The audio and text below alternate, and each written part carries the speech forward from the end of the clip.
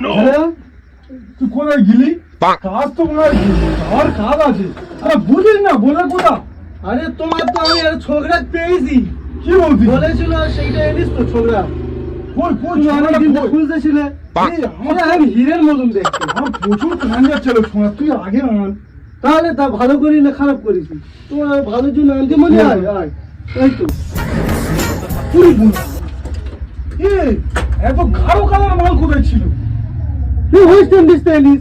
আমাদের দেশে তো এইরকম গাঢ় কালার মাল নেই। দেশের মাল ছোকরা তুমি পাবে না।